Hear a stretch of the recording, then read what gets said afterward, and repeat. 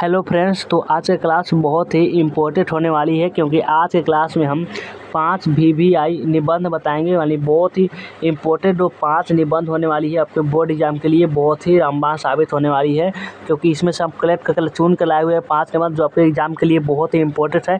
आपके 5 नंबर से 2 या 3 जरूर आपके एग्जाम में रहने वाली है, तो इतना आपको इसलिए आपको इसे समझ लीजिए। आपको इसे PDF भी दे देंगे, आप इसे याद भी कर लीजिएगा। आप अगर व्हाट्सएप ग्रुप में ज्वाइन तो उसमें PDF भी दे दिया जाएगा, आप उसमें याद कर सकते हैं और डिस्क्रिप्शन में लिंक है। अगर ज्वाइन नहीं है तो आप व्हाट्सएप ग्रुप ज्वाइन कर सकते हैं, डिस्क्रिप्शन में लिंक दिया गया है।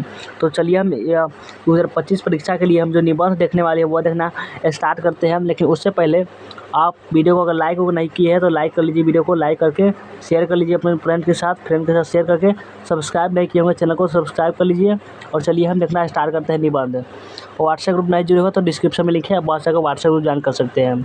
तो सबसे पहले जो निबंध आपको लिखना है कि प्रदूषण पर निबंध लिखिए। लेकिन आप जानते हैं कि निबंध जो होता है कितने मार्क्स का क्वेश्चन पूछा जाता है। जो हिंदी में जो निबंध होता है वो 8 मार्क्स का प्रश्न पूछा जाता है, लेकिन आपको 8 मार्क्स तभी मिलेगा जब आप लगभग 1.5 से 2 पेज में आपको लिखना होगा, तभी आपको 8 मार्क्स दिया जाता है। उसके लिए आपका हैंड राइटिंग भी अच्छा होना चाहिए, लेकिन आपको उसके लिए डीपली ज्ञान होना चाहिए। जिस टॉपिक के बारे में अगर प्रदूषण के बारे में पूछा जा रहा है या प्रदूषण से संबंधित आपको इतना जरूर जानकारी होनी चाहिए कि आप 2 से 3 पेज आसानी से आप लिख सकते हैं बढ़ा चढ़ा कर।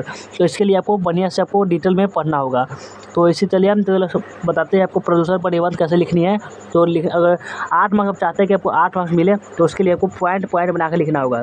कैसे लिखिएगा कि प्रदूषण की समस्या का संकेत बिंदु, प्रदूषण की समस्या पर संकेत बिंदु लिखकर लिखिए। पहले वो लिखना होगा टॉपिक में कि प्रदूषण की स्थिति कैसी है। उसके बाद लिखिएगा प्रदूषण के प्रकार, उसके बाद लिखिएगा प्रदूषण के कारण, उसके बाद प्रदूषण रोकने के उपाय क्या हो सकती है। ये सब लिखिएगा। आपको प्रदूषण पर निबंध में संकेत बिंदु में सब आती है और इसको तीर देकर निशान देकर आप लिखना स्टार्ट करिएगा।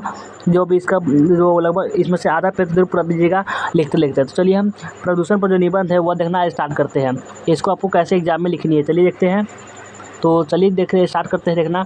तो देखिए कि वायु हमारे जीवन की पहली आवश्यकता है। प्रदूषण पर हम निबंध देख रहे हैं कि इसमें सबसे पहले कि वायु हमारे जीवन की पहली आवश्यकता है। सही बात है, वायु जो है हमारे जीवन की सबसे पहले हवा है, पहली आवश्यकता है। बिना हवा के हम जिंदा ही नहीं रह सकते। लेकिन आज सांस लेने के लिए शुद्ध वायु की दुर्लभ हो गई, लेकिन आज सांस लेने के लिए शुद्ध वायु जो है नहीं मिल पा रही है। वायुमंडल में प्राकृतिक क्रियाओं के फलस्वरूप गैसों का संतुलन बना रहता है, लेकिन आज मनुष्य ने अपने कार्यकलापों से वायुमंडल को असंतुलित कर दिया है।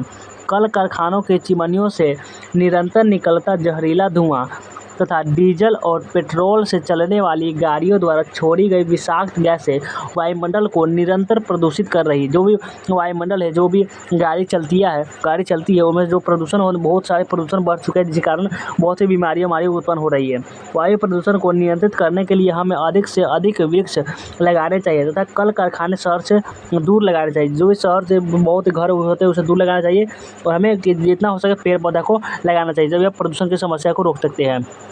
चलिए अगला पैराग्राफ में क्या है, प्रदूषण पर निबंध है और लिखिएगा कि जल प्रदूषण भी आज विकट समस्या बन गया है। और जल प्रदूषण भी आज विकट समस्या बन चुका है। जो जल हम प्रयोग में ला रहे हैं वह अधिकांशतः प्रदूषित है। नलों और नदियों का पानी ही नहीं, अब तो सागर और भूमिगत जल भी प्रदूषित हो गया है। अब तो जो सागर है, बड़े बड़े जो समुद्र है वो भी प्रदूषित हो रहा है। पिछले दशक में जल में बहाव जाने वाले म्युनिसिपल सीवेज, घरेलू कूड़ा, उद्योगों का कचरा आदि की मात्रा बहुत बढ़ गई है, जो नालों से होता हुआ सीधा नदियों में जाता है। खेतों में डाले जाने वाले उर्वरक व कीटनाशक भी मिट्टी में रिस कर जलधारा तक पहुंच जाते हैं। जो कीटनाशक होते हैं वे भी कहते हैं मिट्टी के जरिए पहुंच जाते हैं। जल प्रदूषण को दूर करने के लिए आवश्यक है कि औद्योगिक कचरे को जल में बहाने से पूर्व पहले उसको उपचार कर लिया जाए। जल प्रदूषण को रोकने के लिए एक ही आवश्यक उपाय है, जो औद्योगिक जो कचरा होगा जल में बहाने से पहले उसका क्या कर सकते उपचार कर ले। नगरों और महानगरों में मानव जीवन को तनाव मुक्त बनाए रखने वाले कारणों से प्रमुख है ध्वनि प्रदूषण। शोर पर पिछले दशकों में कोई ध्यान नहीं दिया गया, लेकिन इधर शोर करने वाले साधन बढ़े हैं और शोर की मात्रा भी जल और वायु प्रदूषण की तरह शोर भी एक गंभीर समस्या बन गई है। औद्योगिक के साथ शोर के जनक साधनों में भी वृद्धि हुई है। देखिए 5 निबंध हम बताने वाले हैं। अगर आप इस 5 निबंध को अच्छे से समझ लेते हैं तो आपको 8 मार्क्स तो कंप्लीट हो ही जाने वाली है। लेकिन आपको अगर क्लास बोरिंग भी लग रहा है तब भी देखना पड़ेगा, क्योंकि इंपॉर्टेंट है। आपको अच्छा मार्क्स लाना है तो आपको देखना ही पड़ेगा। तो चलिए हम आगे बढ़ते हैं और ऐसे हम पूरा कोशिश करेंगे कि आपको अच्छे से समझा पाएँ। तो चलिए हम अगला पैराग्राफ में क्या है, अगला पैराग्राफ में आपका है कि पेड़ पौधे शोर को फैलाने से रोकते हैं। फैलने से जो पेड़ पौधे होते हैं वे शोर को फैलने से रोकते हैं। अतः वृक्षारोपण द्वारा भी इस समस्या पर कुछ हद तक काबू पाया जा सकता है। लेकिन जो वृक्षारोपण हम करेंगे तो इस जो समस्या है पूरा तो, लेकिन कुछ हद तक हम इस पर काबू जरूर पा सकते हैं। उपज बढ़ाने के लिए डाले जाने वाले रसायन, जो भी हम उपज बढ़ाने के लिए जो रसायन डालते हैं और कीटनाशक दोनों ही विषाक्त होते हैं और मिट्टी को प्रदूषित करते हैं। फलतः अनाज और सब्जियां भी प्रदूषित हो गए, जो बीमारियों के कारण बनते हैं। जो भी हम जो कोई रसायन प्रयोग करते हैं जो भी उपजा बढ़ाने के लिए, तो उसमें जो फल हो या जिसमें जो उगते हैं आलू जो भी उगते हैं उसमें जो बीमारियाँ भी उसमें फैल जाती है जिसके कारण रसायनों का प्रयोग से। तो उससे भी हमें बचना चाहिए जो बहुत अधिक हानिकारक हो सकते हैं और जिनका प्रयोग अल्पकालिक हो। तो अब चलिए अगला देखते हैं कि अब हम समझ इस पर देख सकते हैं क्या हमने प्रदूषण पर जो निबंध था प्रदूषण पर, वो हमने अच्छे तरह देख लीजिए। आप इतना लिख दीजिएगा, ये वाला इतना समझ सकते, अब इतना लिख दीजिएगा। आपको 3 पेज हम बताए हुए, आपको लगभग हो जाएगा 1.5 पेज, 1.5 से 2 पेज में लिखना होगा। आप बढ़ा उड़ा के लिख सकते हैं। इतना लिख दीजिएगा तो आपको 8 मार्क्स दिया जाएगा। हम इतना आपको बताया, इसे आप चाहे तो थोड़ा मोड़ा जोड़ जाकर भी लिख सकते हैं। आपको लगभग 2 पेज तक या 2.5 पेज तक पूरा सकते, जितना ज़्यादा लिखिएगा उतना आपको फ़ायदा होगा। और चलिए हम देखते हैं अगला जो है मेरी प्रिय पुस्तक। मेरी प्रिय पुस्तक पर भी बहुत निबंध लिखा जा सकता है। देखिए आपका फेवरेट पुस्तक जो भी हो सकता है, बहुत सारे पुस्तक, रामायण है, गीता है, बहुत सारे पुस्तक है, आप उस पर चाहे तो लिख सकते हैं। जिस पर आपको मनपसंद हो वो आप लिख सकते हैं। तो इसमें से लेकिन ये भी पूछा जाता है मेरे प्रिय पुस्तक। देखिए मेरे प्रिय जितने भी हो सकते हैं, मेरे प्रिय कवि हो सकता है, मेरे प्रिय पुस्तक, मेरे प्रिय खेल, जितने मेरे जो प्रिय से हो सकते हैं ना, उसको लिए बहुत पूछा जाता है। बिहार बोर्ड में ज़्यादा इसी से निबंध जो है पूछे जाते हैं हिंदी में और इंग्लिश में। तो इसीलिए मेरे प्रिय पुस्तक से चलिए हम आपको समझा दे रहे हैं कैसे लिखना है। तो पॉइंट लिखिएगा कि मेरे प्रिय पुस्तक क्यों है ये मेरे प्रिय पुस्तक, कारण बतानी है आपको। और पुस्तक का परिचय दीजिए कि पुस्तक कौन सा है, इसके बारे में क्या है, इसका परिचय भी आपको देना होगा। पुस्तक की विशेषता भी आपको बतानी होगी, पुस्तक की विशेषता, और पुस्तक का महत्व बतानी होगी, इसका महत्व क्या है, ये सब आपको बताने होगा। आपको लिखिएगा पॉइंट में। और आपको चलिए बहुत सारा लिखना स्टार्ट करिएगा। कैसे लिखिएगा चलिए हम बताते हैं आपको।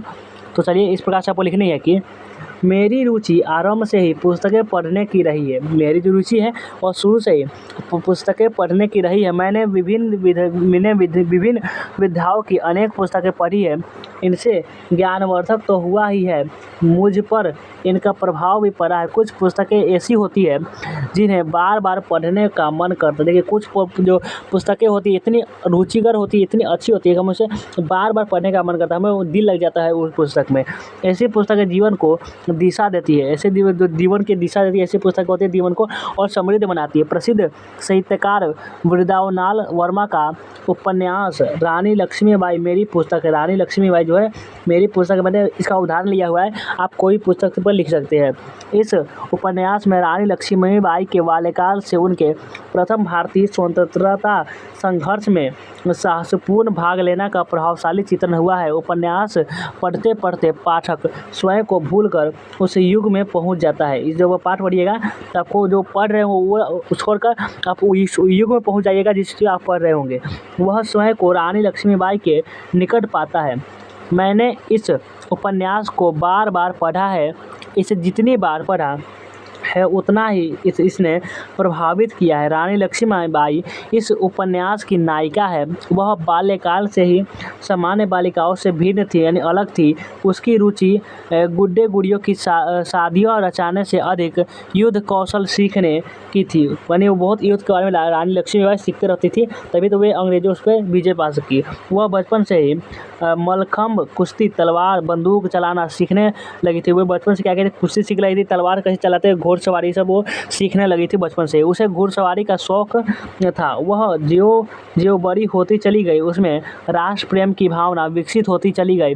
वह साहसी, निडर, स्वभाविनी, विवेकशील थी। उसका विवाह झांसी के राजा गंगाधर राव से हुआ।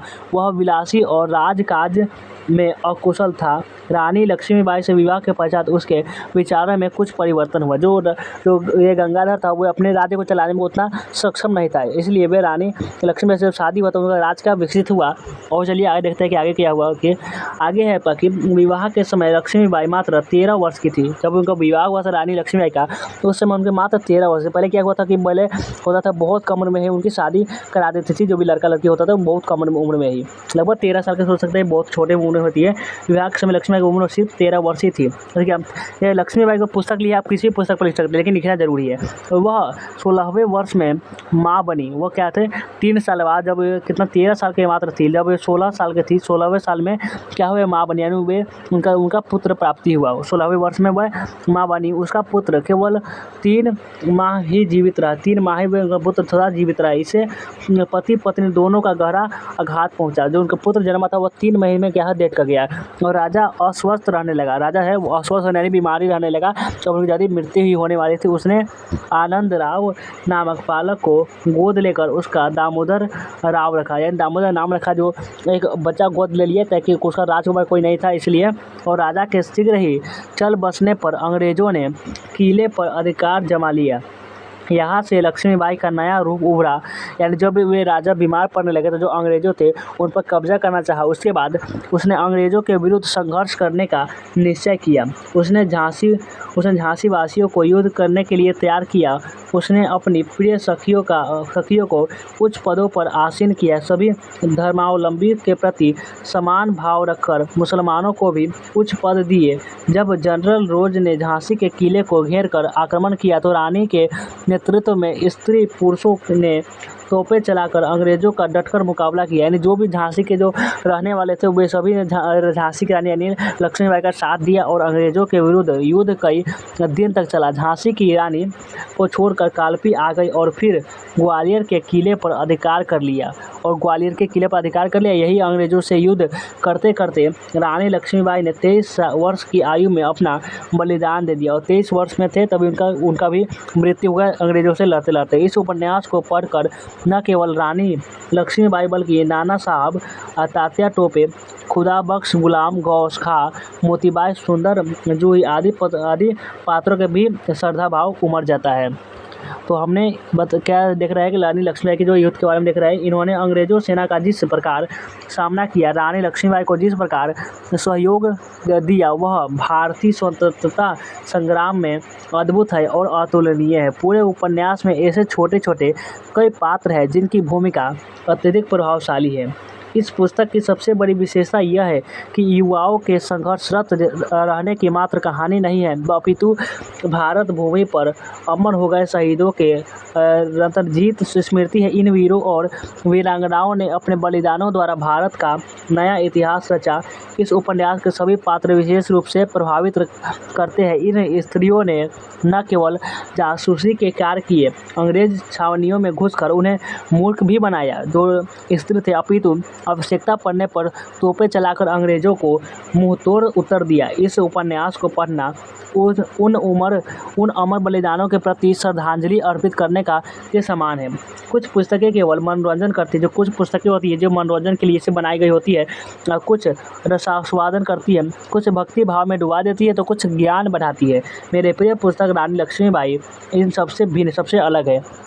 आप किसी भी पुस्तक पर लिखिएगा तो आपको उतना ही मार्क्स मिलेगा। यह मनुष्य को स्वाभिमान पूर्व जीना सिखाती है। इसे पढ़कर मातृभूमि की रक्षा के महत्व को बोध होता है। इसे पढ़कर उस समय की युवा पीढ़ी के मन में दृढ़ संकल्पों का साक्षात्कार होता है।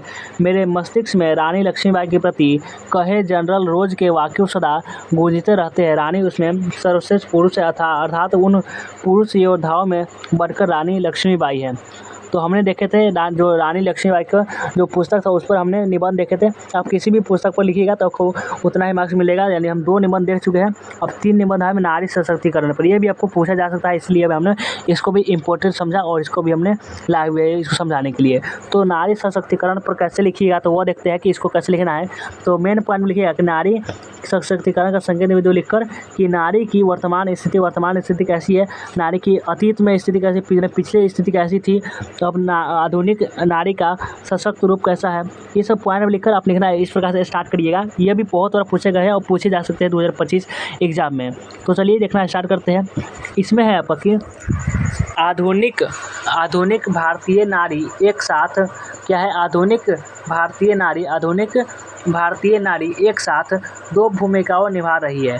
वह एक और घर गृहस्थी संभाल कर पारिवारिक उत्तरदायित्वों का निर्वाह कर रही है, तो वही दूसरी ओर नौकरी तथा अन्य व्यवसायों के माध्यम से धनोपार्जन कर रही है। यानी नौकरी और अन्य काम करके क्या है, धन को बढ़ा रही है और क्या कर रही है, इस कारणवश उस पर दोहरे दायित्व आ गए हैं। वे आज इन दोनों स्थितियों के मध्य अत्यधिक संघर्षशील हो गई है। उसकी इस संघर्ष शक्ति के कारण समाज विकास के मार्ग पर तेजी से अग्रसर हो रहा है। आधुनिक नारी की स्थिति को कवि ने इसे दोहे में चित्रित किया है। पहले नारी का स्थान घर की चार दीवारी तक सीमित था। पहले क्या था कि जो भी नारी थे वो घर के चार दीवारी में ही उनको क्या कहता रखा जाता था। समाज पुरुष प्रधान था, समाज में जो पुरुष था वो प्रधान था और पुरुष और नारी के कार्यों का अस्पष्ट विभाजन था। यानी बांटा हुआ था कि नारी ये काम करेगी और पुरुष ये काम करेगी, लेकिन आज नहीं, आज सभी बराबर ही होता है। पुरुष धन कमाता था, नारी पारिवारिक उत्तरदायित्वों का पालन करती थी। वह आर्थिक रूप से पूर्णतः पुरुष पर आश्रित थी, इसलिए उसे पुरुष के समान नहीं समझा जाता था, उसे भोग की संज्ञा दी जाती थी। यानी पहले क्या था, और नारी को उतना अधिकार नहीं दिया था, लेकिन आपको ये अर्धनारीश्वर चैप्टर है वो पढ़िएगा तो आपको नारी और पुरुष के बारे में ज़्यादा अंतर समझ में आएगा। जो आपका 12th क्लास का जो हिंदी है उसमें दिया गया है, चैप्टर नंबर 4 है, तो जाकर पढ़ सकते हैं उसको। अब है आगे अगला पैराग्राफ में कि उसके चारों ओर मर्यादाओं का चक्रव्यूह रच दिया जाता था और तथा उसे त्याग की मूर्ति कहकर त्याग की अपेक्षाएं दी जाती थी। विदेशी आक्रमणकारी लूट-मार करते थे, वे नारियों पर विशेष रूप से अत्याचार करते थे, उन्हें लूट का माल समझकर बांटा जाता था। इसी कारणवश नारी को पर्दे में रखने का प्रथा प्रचलन हुआ। वैदिक युग में यह स्थिति नहीं थी, तब नारी को पुरुष से बढ़कर सम्मान मिलता था। नारी की शिक्षा पर बल दिया जाता था। वेदों की अनेक ऋचाएँ नारियों द्वारा ही लिखी गई है। उस समय गार्गी जैसी विदुषी नारियों पुरुषों के साथ शास्त्रार्थ करती थी। याज्ञवल्क्य ऋषि की पत्नी मैत्रेयी सीता की शिक्षिका थी। समय के परिवर्तन के साथ साथ नारी की सामाजिक स्थिति में भी परिवर्तन होता चला गया। स्वतंत्रता के पश्चात नारी शिक्षा पर विशेष बल दिया गया। इसके सुपरिणाम अब सामने आ रहे हैं। आज जीवन का ऐसा कोई भी क्षेत्र नहीं बचा है जहां नारी पुरुषों के कंधे से कंधा मिलाकर नहीं चल रही है। वह स्कूटर मैकेनिक से लेकर अंतरिक्ष तक उड़ान भर आई है। यानी वे स्कूटर मैकेनिक भी रह चुकी है और अंतरिक्ष तक भी पहुंच चुके हैं। आप जानते होंगे वह पेट्रोल पंपों पर नौकरी भी क्या करने लगी है और वह रिक्शा से लेकर टैक्सी ड्राइवर तक का कार्य करने लगी है नारी आज के। कुछ समय पूर्व तक नारी के लिए अध्यापिका, क्लर्क आदि के कार्य ही उपयुक्त माने जाते थे। यानी वे सिर्फ क्लर्क और अध्यापिका ही बन सकते, लेकिन आज सब कुछ कर सकते जो पुरुष कर सकता है। आज की नारी ने प्रधानमंत्री तक के पद का सम्मानपूर्वक कार्य करके राजनेताओं को चुनौती दे रही है।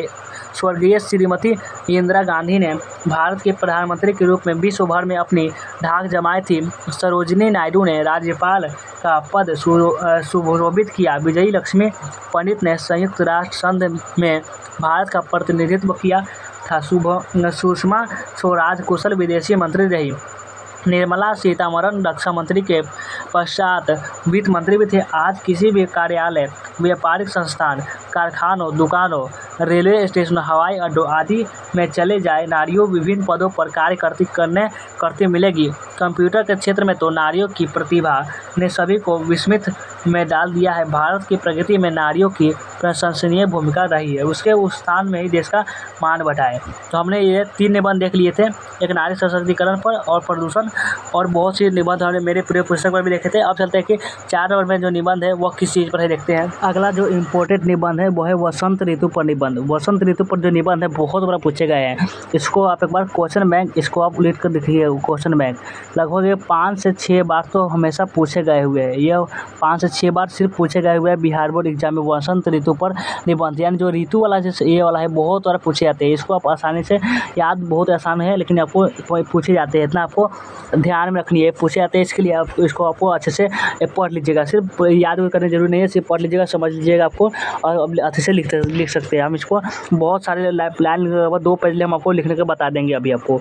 तो वसंत ऋतु पर निबंध है, कैसे लिखिएगा, तो लिखिएगा कि संकेत बिंदु में ऋतु का देश भारत संकेत बिंदु, यानी ऋतु का जो देश है भारत, इसका संकेत बिंदु लिखिएगा कि भारत ऋतुओं का देश है, भारत की ऋतुओं का वर्णन और ऋतुओं का प्रभाव, ये सब आपको संकेत बिंदु में लिखनी है। और चलिए हम लिखकर बताते हैं आपको कैसे आपको लिखनी है। लिखिएगा कि भारत को ऋतुओं का देश कहे तो इसमें अतिशयोक्ति न होगी, यहाँ विभिन्न ऋतुएं आकर इसका श्रृंगार करती है, भारत के कण कण को अपनी विभिन्न छटाओं से सजाती संवारती है, इनके सौंदर्य से देश के जन जन का मन प्रफुल्लित हो उठता है, इस सौंदर्य का आनंद लेने को देवताओं का हृदय भी व्याकुल हो उठता है। इस वसंत का जो सौंदर्य होता है इसका आनंद लेने के लिए देवता भी तरसते हैं, भारत में ऋतुओं के रंग बरसते हैं, देवता भी इनके आनंद को तरसते हैं। भारत की प्रमुख ऋतुएं हैं ग्रीष्म, वर्षा, शरद, शिशिर, हेमंत और वसंत, ये सब आपको प्रमुख ऋतु है। इसमें हम वसंत ऋतु पर देख रहे हैं, आपको ऋतु पर बोलेगा, आप जो ऋतु आपको पसंद है उस पर आप लिख सकते हैं। और अगला पैराग्राफ में है कि अगला पैराग्राफ में इस प्रकार से लिखिएगा कि कैसे लिखना है, लिखिएगा कि आपका वसंत को ऋतुराज कहते हैं, वसंत को ऋतुओं का राजा यानी ऋतुराज कहते हैं, इसके आगमन से प्रकृति अपने पूर्ण श्रृंगार से धरती को नए दुल्हन सा सजा देती है। इसका जब आगमन होता है तो धरती दुल्हन सा सजने लगती है, दुल्हन जैसा सज जाती है पेड़ पौधे से, हरे भरे पेड़ पौधे लहलहाने लगते हैं, वृक्षों की टहनियों पर उगी हुई कोपले मन मोह लेती है, रंग बिरंगे पुष्पों की मुस्कानें अबोध शिशु सी सहज के आकर्षित कर लेती है, संपूर्ण प्रकृति नवीन परिधान पहनकर शोभित हो जाती है, मदमस्त पवन के झोंके लहलहाने लगते हैं, पुष्पों पर मंडराते भंवरों की मधुर गूंज वन उपवनों को संगीतमय कर देती है, रंग बिरंगी तितलियाँ नन्ही बालिकाओं के समान पुष्पों के चारों ओर नृत्य करने लगती है, आनंद का सागर उड़कर सभी को स्वयं में समेट लेता है, कभी भी गा उठता है। वसंत का आनंद और मस्ती भरा वातावरण धीरे धीरे तपने लगता है, ग्रीष्म ऋतु धीरे धीरे पग रखती है, यानी थोड़ा थोड़ा पग रखती है यानी पैर रखती है, संपूर्ण धरती को अपनी गर्मी, संपूर्ण जो धरती है पूरे धरती को अपनी गर्म हवाओं से तपाने लगती है, सूर्य की किरणें आग से झुलसाने लगती, सूर्य की किरणें होती है वे आग से झुलसाने लगती है, नीचे धरती तप जाती है, ऊपर आकाश तप जाता है, क्या मानव कि क्या प्राणी क्या प्रकृति का अंग सभी व्याकुल हो उठते हैं, गर्मी से ज्येष्ठ आषाढ़ मई यानी जून के महीने में अपना प्रचंड रूप धारण कर लेती है जो गर्मी होती है इसे। और अगला देखते हैं, अगला पैराग्राफ में है कि नदियों का जल स्तर गिर जाता है, नदियों का जल स्तर क्या होता है, गिर जाता है, तालाब और कुएं सूख जाते हैं गर्मी के कारण, पशु पक्षी तक हाँफने लगते हैं, पशु पक्षी सभी गर्मी से क्या करते हैं, हाँफने लगते हैं। अभी गर्मी देख सकते हैं बहुत गर्मी है, पंखों और कूलरों की हवाओं में भी गर्मी दूर करने की क्षमता नहीं रहती है, जब वो गर्मी जो होती है ना वो पंखों और कूलरों की भी इतनी क्षमता नहीं होती है कि वो गर्मी को दूर कर सके, लोग घरों से बाहर नहीं निकलते, खेतों में खड़ी फसलों के लिए यह गर्मी अत्यंत लाभदायक होती है, फसलें पक जाती है, गर्मी की इस तपन से मुक्ति मिलती है वर्षा ऋतु के आगमन से, वर्षा ऋतु आती है तो गर्मी से थोड़ा सा मुक्ति मिलती है, वर्षा के फुहारे आकर धरती के कण कण की प्यास बुझाती है, आकाश में बादल नगाड़े बजाते हैं, बिजलियों की चमक सबके मन को आंदोलित कर लेती है, मुरझाए पेड़ पौधों में नया जीवन आ जाता है, सूखी पड़ी घास फिर हरी भरी हो जाती है, वायु के शीतल झोंके प्रत्येक मनुष्य को आनंद लोक में ले जाते हैं, हरियाली की चादर ओढ़कर धरती सज संवर जाती है और किसान प्रसन्न होकर खेतों में बीज बोने लगते हैं, महिलाएं सावन के गीत गाती है, सावन भादो जुलाई अगस्त के महीनों में नदियाँ लबालब भर जाती है। और देखते हैं कि अगला क्या है, अगला पैराग्राफ में है कि इस ऋतु के साथ साथ आते त्यौहार रामलीलाओं के पश्चात दशहरा और फिर जगतमती दीपावली, चारों ओर धूमधाम पटाखे फुलझड़ियाँ तथा खुशियाँ क्या होती है, आश्रित और कार्तिक सितंबर अक्टूबर महीनों को आनंददायक माना जाता है। इसमें वातावरण में हल्की हल्की शीतलता छाई रहती है, वातावरण सुखद हो जाता है। तो इसे वसंत ऋतु पर निबंध आप इस प्रकार से लिखिएगा, आपको पूरा मार्क्स दे दिया जाएगा। सूर्य उत्तरायण से दक्षिणायन की ओर चला जाता है, सर्दियाँ अपनी पूर्णतः ग्रहण कर लेती है, हेमंत ऋतु का आगमन होता है। नवंबर और दिसंबर के महीना में लोग गर्म वस्त्र लपेटे सर्दियों से जूझने का प्रयत्न करते हैं। साधन संपन्न लोग गर्म वस्त्र पहनते हैं, हीटरों के आगे बैठकर गर्मी लेते हैं। निर्धनों के लिए यह ऋतु प्राणघातक होती है। जो भी निर्धन होते हैं, जिसके पास धन नहीं होता है, वो क्या कहते हैं, प्राणघातक होती है। उनके पास गर्म वस्त्र नहीं होते और रहने के लिए मकान भी नहीं होते हैं।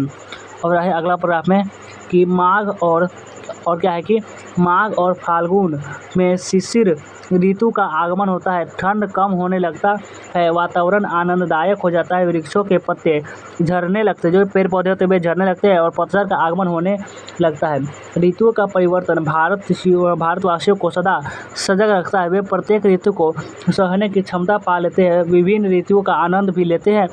आनंद बहुत हमारे जो भारत देश में सभी प्रकार की ऋतु होती है, लेकिन कभी कभी देखिएगा कोई एक गर्मी है तो गर्मी रहेगा, ठंडी तो हमेशा ठंडी ही रहेगा, लेकिन हमारे पास सभी ऋतु आते हैं। भारत में प्रत्येक ऋतु के साथ साथ कोई ना कोई त्यौहार माना जाता है, इसलिए प्रत्येक ऋतु अपने साथ उत्सव और उमंग लेकर आती है। विविधताओं से भरे भारत की ऋतुओं भी विविध रंगों में रंग जाती है। प्रत्येक भारतीय इन ऋतुओं का हृदय स्वागत करती है। हमने वसंत ऋतु पर जो निबंध था वसंत ऋतु पर वो देख चुके हैं। अब देखते हैं कि अगला निबंध किस पर है, और अगला जो निबंध होगा वो भी बहुत ही इंपॉर्टेंट होगा, उसको भी आप अच्छे से समझ लीजिएगा।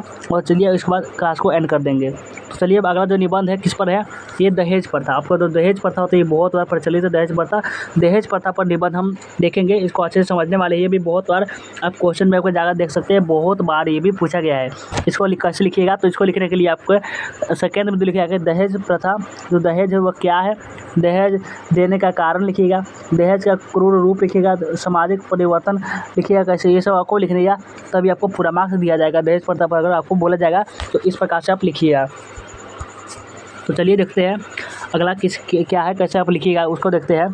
तो लिखिएगा कैसे, तो लिखने के लिए आपको सबसे पहला इस प्रकार से लिखिएगा कि विवाह के समय कन्या के माता पिता द्वारा दी जाने वाली वस्तुएं, जो विवाह के जो समय होती है कन्या को माता पिता द्वारा दी जाने वाली जो भी वस्तुएं यानी आभूषण और धन आदि को क्या कहते हैं, दहेज कहते हैं। यह परंपरा सैकड़ों वर्षों से चली आ रही है। इस प्रथा के पीछे कन्या के माता पिता का स्नेह भाव रहता था। वे अपनी पुत्री के गृहस्थ जीवन को सुख समृद्धिपूर्ण बनाने के लिए दहेज के रूप में अपना योगदान करते थे। आधुनिक युग में यह प्रथा अभिशाप के रूप में परिवर्तन हो गई। पहले जो क्या होता था, जो लड़की जो माता पिता थे वे अपने इच्छा से देते थे दहेज अपने बेटी उटी को सुख से रहने के लिए, कि अब वो ज़बरदस्ती हो रही है। आधुनिक युग को सभ्यता के विकास का चरम काल माना जाता है। स्वतंत्रता के पश्चात शिक्षा का अभूतपूर्व प्रचार प्रसार हुआ है। बालक बालिकाओं के लिए शिक्षा के समान अवसर उपलब्ध हो जाने के अभूतपूर्व कारण भारतीय समाज स्नेह सूक्ष्मताओं का समाज बनता जा रहा है। ऐसी आशा थी कि शिक्षा के प्रचार प्रसार से भारतीय समाज में व्याप्त कुरीतियों का भी अंत हो जाएगा, लेकिन परंतु ऐसा नहीं हुआ। स्वतंत्रता के पश्चात दहेज की कुरीति ने इतना भयंकर रूप ले लिया कि वर पक्ष की ओर से नव विवाहिताओं तक की निर्दयी हत्याएं केवल इसलिए कर दी जाती है क्योंकि दुल्हन अपने साथ कम दहेज लेकर आती है। कहीं वो जाते हैं, कहीं शादी होती है तो जो कम दहेज दिए होते हैं वो लड़की हत्या कर दी जाती है सिर्फ दहेज की वजह से। जो पहले माता पिता अपनी इच्छा देते थे वो अब ज़बरदस्ती मांगने लगे हैं दहेज के लिए, तो ये बहुत ही गलत बात है। चलिए अगला पैराग्राफ में लिखिएगा कि आज का समाज स्वयं को सभ्य समाज कहता है। आज का जो समाज है वो सभी को सभ्य समाज कहता है। इसी समाज में राक्षसी प्रवृत्ति के धनोन्मुख नरभक्षी गृहस्थी बसाने के सपने संजोकर आई युवतियों को जीवित जला देते हैं। उनके लिए मानव जीवन से अधिक महत्व वस्तुएं का होता है। Refrigerator, television, furniture, scooter, car, आभूषण और धन को महत्व देने वाले माता पिता के घर में लाड़ प्यार से पली युवती को भली भांति भांति भांति की अमानवीय यातनाएं देते रहते हैं। समाचार पत्र इन समाचारों से भरे रहते हैं। अनेक दहेज लोभियों को कठोर कारावास का दंड दिया जा चुका है। अनेक जो धन के जो अति थे, लाभी भी थे, जो कौन थे, जो दहेज वेज लेते थे, उनको क्या दंड मिल चुका है। उनके विरुद्ध सामाजिक संस्थाएं विरोध प्रदर्शन तक करती हैं। इतना होने पर भी यह समस्या अपनी विकरालता बनाए हुए फिर भी ये कम नहीं हो रही है। सरकार की ओर से कानून बनाए गए हैं कि इन कानूनों के द्वारा महिलाओं को उन अनेक संरक्षण प्रदान किए गए हैं। उन्हें मानसिक अथवा शारीरिक रूप से प्रताड़ित किए जाने पर कठोर कार्यवाही की जाती है। इस समस्या का सामाजिक पक्ष पूर्णतया भिन्न है। युवतियों के संस्कार उन्हें पुलिस तक जाने से रोक लेती है। वे पति और उसके परिवारजनों के तीखे व्यंग्यवान सहती रहती है।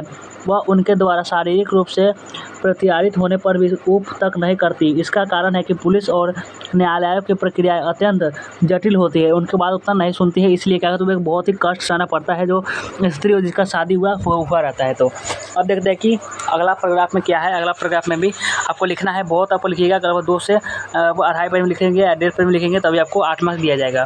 तो लिखिएगा कि अधिकांश भ्रष्ट पुलिस अधिकारियों का दृष्टिकोण अमानवीय होता है। न्यायालयों में मुकदमे वर्षों तक चलते रहते हैं। वकीलों की भारी भरकम फीस जुटाने के लिए कन्या पक्ष वालों के पास धन के अंबार नहीं होते। महंगी एवं जटिल न्याय व्यवस्था युवतियों को भयभीत करती रहती है। वे आर्थिक रूप से बोझ तले दबे माता पिता को न्यायालय के खर्च के बोझ से नीचे दबाना नहीं चाहती। इसलिए अधिकांश युवतियाँ दहेज के लोभ नर रक्षकों के अत्याचार सहती रहती है। इस समस्या का सबसे दुखद पक्ष यह है कि दहेज के अधिकांश मामलों में युवतियों को प्रताड़ित करने वाली महिलाएं होती है। समाचार पत्रों के आंकड़े दर्शाते हैं कि अधिकांश युवतियां की हत्याएं उनकी सासों या ननदों ने की है। बहुत सारे जो लड़की होती है जो उनको हत्या की होती है वो कौन की होती है, उनकी सास और जो ननद होती है वही हत्या उनको की होती है। यह कैसे विडंबना है कि दहेज के मामले में नारी ही नारी के शत्रु बन जाती है, सिर्फ दहेज की वजह से। जिस सास को अपनी बहू का हृदय खोलकर स्वागत करना चाहिए, जिस सास को उसके माँ सा स्नेह देना चाहिए, वही उसके कोमल हृदय को विषैले व्यंग बाणों से छलनी कर देती है। और उसे इस पर भी संतोष नहीं होता तो मिट्टी का तेल डालकर उसकी हत्या कर देती है। दहेज की वजह से जो उनके घर जब शादी हुआ होता है किसी लड़की का, वहाँ जाकर उनका हत्या कर दी जाती है अगर कम दहेज लेकर आती है। तो कितने क्रूर समाज है। आज प्रत्येक माता पिता का परम कर्तव्य हो जाता है कि वे अपनी पुत्रियों को शिक्षित करें। अब वो पढ़ा लिखा कर शिक्षित करें ताकि वे अपना खुद संभाल सके, उन्हें आर्थिक रूप से स्वावलंबी बनाए। यदि युवतियाँ नौकरी करेगी तो वे दहेज लोभी पति और उसके परिवारजन के अत्याचार न सहकर स्वतंत्र जीवन व्यतीत कर लेगी। उसे इस पर संतोष नहीं होता तो मिट्टी का तेल डालकर उसकी हत्या कर देती है। और आज प्रत्येक माता पिता को परम कर्तव्य होता है वे अपने बच्चे को शिक्षित करें। वे जीवन से निराश होकर आत्महत्या जैसे कठोर पग ना उठाएगी। लड़कियों की शिक्षा के पाठ्यक्रम से ऐसे होने चाहिए जिनसे उन्हें आत्मविश्वास हो, उन पे संघर्ष की स्थिति विकसित हो, उन्हें नौकरियों के अधिक अवसर मिले, अत्याचारी पतियों के चंगुल से मुक्त होकर उन्हें माता पिता पर आश्रित होने के आसान पर स्वावलंबी बना सके। तो हमने आपको 5 निबंध बताया था। 5 आपको हमने बताया था निबंध जो बहुत ही इंपॉर्टेंट था। इसको आप एक बार जरूर पढ़ लीजिएगा ताकि दिमाग में फिट हो जाए। तो चलिए वीडियो को एंड करते हैं। तो कमेंट बताइएगा आज का वीडियो कैसा लगा।